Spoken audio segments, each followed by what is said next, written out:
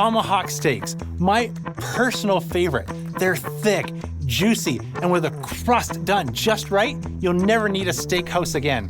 Today, I'm off to meet Renee, who is struggling in particular with that steakhouse sear. With the price of steaks, every misstep feels like a risk. I'll be teaching her and you how to make the perfect tomahawk steak in your own backyard. Let's go meet Renee and get ready to fire it up. Welcome to Backyard Barbecue Rescue. I'm James from Smokin' Dad Barbecue, and I am passionate about live fire cooking and helping others discover the joy of amazing barbecue at home. I am traveling to the backyards of people in need of help to master the art of live fire cooking. With the right tools and techniques, you can create smokehouse quality meals right in your backyard. Let's fire it up. So you reached out to me on Backyard Barbecue Rescue. I see you've got a grill already. What's going on? I barbecued like probably 24 years. And then I had a friend who started telling me about a smoker and another friend telling me about a green egg. I had saved up some money, looked at both of the options and realized that the green egg was terrifying and I had never used fire to cook anything and the pellet smoker seemed safer. We love our smoker and we've had it for a number of years, but lately we haven't loved it as much as we did at the very beginning. The problem was I couldn't get hamburgers seared nice, or I couldn't get even a sausage seared very nice, or pork tenderloin. We loved all those meats, so then we went and bought another barbecue, which I thought we wouldn't have to have, so then you had multiple items because you couldn't get everything done with one. I run into people all the time who have a challenge realizing the limitations of pellet smokers. And so while they can be a great entry point to getting into smoked meats, one of the things I love, and you said you love as well, but the shortcoming is their inability to reach high heats like we need to get an amazing Maillard reaction on steak. And so while all great barbecue can be a combination of tools, techniques, and today it's gonna be a little bit of both, but particularly we're gonna leave some amazing tools that are gonna make your job even easier. The amount of generous donations from sponsors, it kind of is just really overwhelming and amazing, and really is setting me up. I have no excuse not to make some really awesome meat now. That is amazing and so generous. So it's gonna be my pleasure to show you all these tools, the tips and techniques, so that you too will be able to recreate a steakhouse sear in your own backyard. The perfect steak needs a perfect game plan. Let's break it down. This is my favorite steak. I love it for a couple reasons. A, it's the ribeye. We're gonna get a ton of intermuscular fat, but there's also that inner caveman urge. We're gonna get to handle that tomahawk bone, interact with the fire, flip it. It's gonna make a great experience. Awesome. So we're gonna go for a couple layers of flavor. First, we're gonna get a binder, a bit of umami flavor with some truffle oil. Then we're going to get another layer, which is our rub. It's gonna wake everything up. We're gonna get some smoke, and then we're gonna go for a sear sauce. And that's gonna stack together to give us these layers of flavor. I think you're absolutely gonna love it. I'm excited. Ready to make a rub? Yeah, I sure am. Here is my steak dust rub. So I like to start all of my rubs with a base of 50-50 salt and pepper. I've got a pepper can in here to leave behind for you today. I'm gonna grind up 2 tablespoons of fresh cracked black pepper. You're gonna have bigger biceps at the end of this. Which way to the beach? It's not a very good Arnold. Fresh cracked black pepper, 50-50 salt and pepper, 2 tablespoons garlic, 1 tablespoon of onion. Give us again a little bit of sweet, a little bit of savory, 1 tablespoon of paprika, dash of cayenne pepper. Making you nervous with that? No, I think I'm okay. We'll give this a nice mix so it's fully incorporated. There, ready to go. Perfect. Let's start by adding our truff hot sauce. A dab will do us. We just need a little bit on each steak.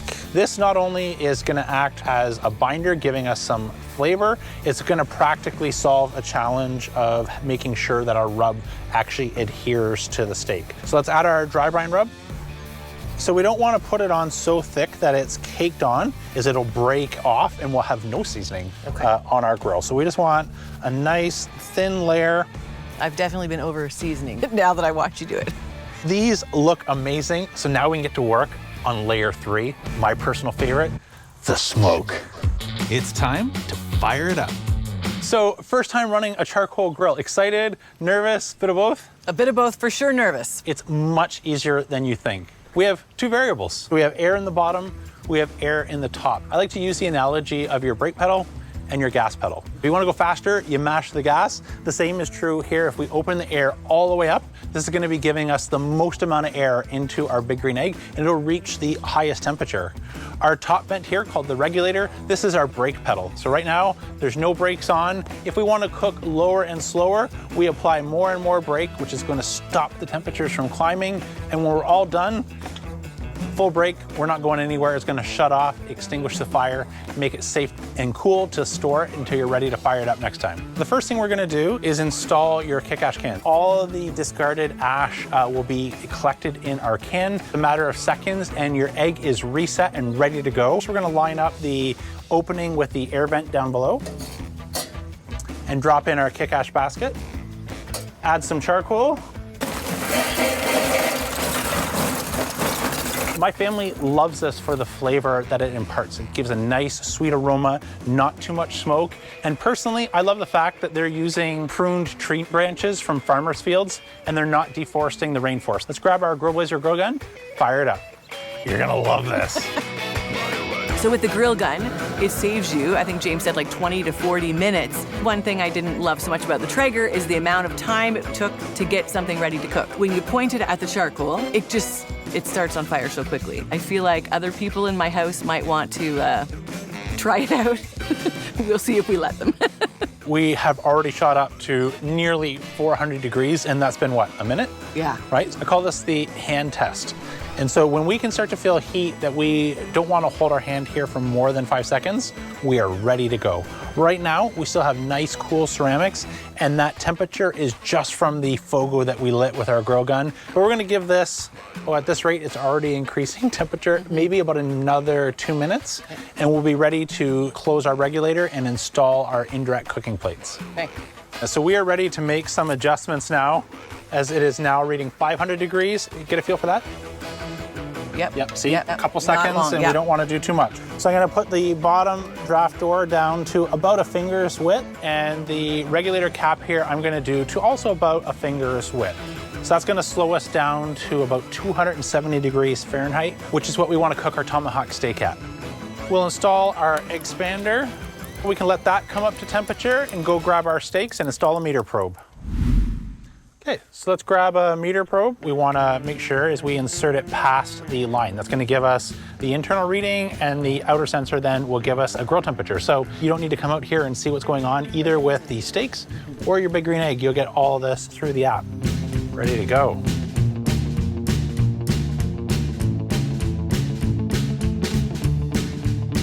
We want to set up our cook for 125 degrees Fahrenheit. You mentioned earlier that if you were to go to a restaurant and order a steak, you would like that to be more on the medium side. We've set our meter up deliberately about 10 degrees Fahrenheit below what we want for our actual finished cook, because they're going to carry over cook when we get them off to rest, and that'll give us time to bring the egg up to inferno mode for a nice steakhouse sear. Let's close it up. So the meter is letting us know we're about the halfway point on our cook, and as you can see, we're getting nice even temperatures on our ambient as well as our dome. So I want to take the opportunity now to flip our steaks. This is going to make sure we get a nice even cook all the way through. Here's my sear sauce. It's a great way to ramp up flavor without burning.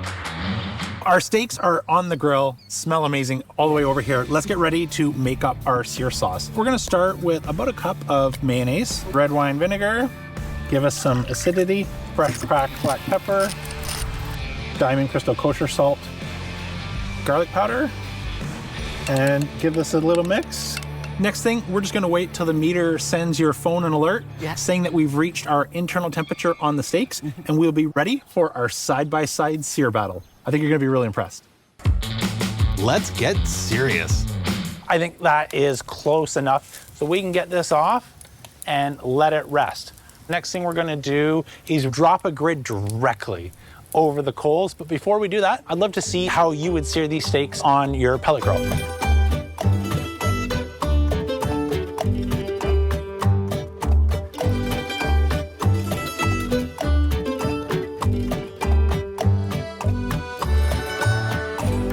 Renee, we've been up to temperature. We're just about 389 after about 20 minutes. Are we gonna get any more, or is this your sear? This is about the sear you're gonna get here. All right, well, why don't you open up? I'll go grab the steak. On we go.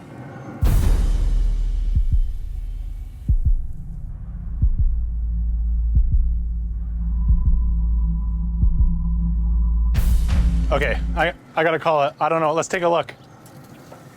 It looks the same as when we put it. Nothing's happening. I can't do this. This is too nice of a steak. Why don't we get this off? We've just exposed one of the main limitations. So we are now 395 degrees, sort of rounding up. This is a good couple hundred degrees short of what we need to get that amazing Maillard reaction. Maillard is just a fancy way of saying that steakhouse quality sear. Let me show you what I'm talking about over on the green egg.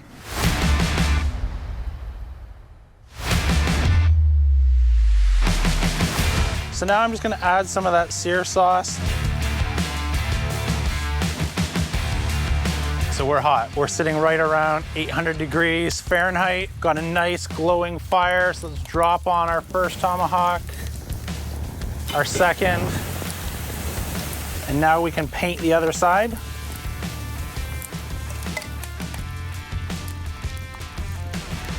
Let's give these a flip. Oh, wow.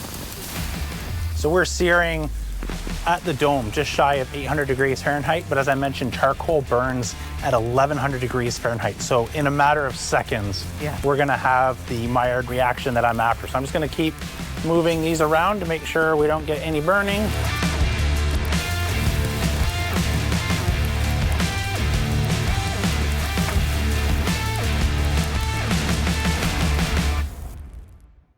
It looks Look good. good? It looks amazing.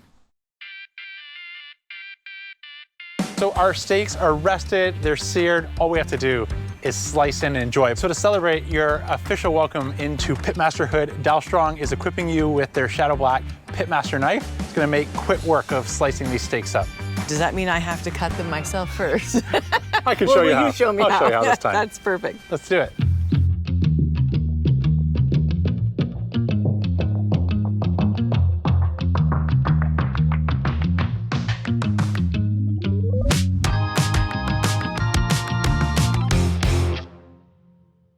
All right, let's dig in. Can't wait.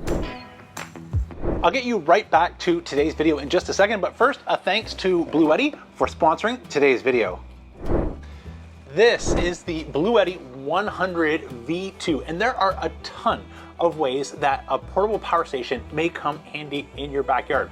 For instance, I can power accessories if I didn't have shore power or want to run an extension cord for things like a rotisserie unit, and or I could charge my favorite wireless accessory, or I could charge all of the wireless accessories that I'm testing in an upcoming video and still have tons of power to spare. There's also more. If we're getting ready for a party, I could power things like our outdoor TV without needing to get a 100-foot extension cord and run things out there for a party, and or even things like today's video. I have plenty of juice to power the external lights that I'm using to illuminate the stage right now. If I wanted to get the pool ready for a swim, the robot can be powered off of this at the same time. And of course, how would people know they're at a football party without your favorite team's mascot accessories letting them know they're in the right place?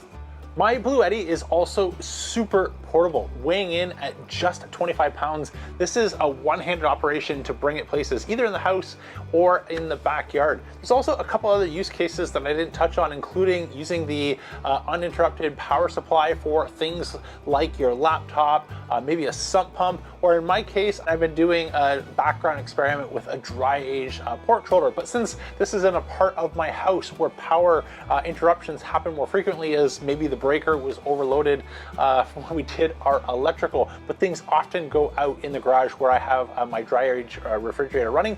I used this as a backup battery supply to make sure that if the power did go out, that it immediately switched over and I didn't risk ruining my dry-age experiment. There's also 3 really fast ways that you can charge your Bluetti, including, of course, power at your home, but as well as using things like solar and or in your vehicle when you're making your way to your campsite. Whether you're using this at camping or in home, you'll appreciate it is whisper quiet and won't be keeping anybody awake, especially if you're using it when you're camping. There's also an integrated app that gives you things like power outage and extreme weather alerts, and you can also get more detailed power consumption data on your actual unit and understand what's drawing the most amount of power. And if you're not sure where to start, there's also a survey on there. You can sort of select what sort of things that you might be interested in doing, and it'll give you a recommendation in terms of which particular model that Bluetti offers that might be right for you. Speaking of right for you, if you're interested in the unit that I'm showing here today, it is on Amazon Prime for a fall day sale. I'll put the link down below after today's video. You can check that out to take advantage of what might be the lowest pricing of the year. Thanks again to Bluetti for sponsoring this video. Now, back to the action. All right, let's dig in. Can't wait. Join you here. Cheers. Cheers. Yeah, I would say I've never purchased meat that costs that much because I'm always afraid I'm gonna wreck it. That is, there are no words. That's amazing. That is amazing. The crust is awesome. It's so juicy, but flavorful, like the whole piece. We made the Tomahawk the star. The salt is really like amping up the flavor. Right. And I actually feel like I taste more beef than I usually do in a steak, and probably because I'm not cooking it well.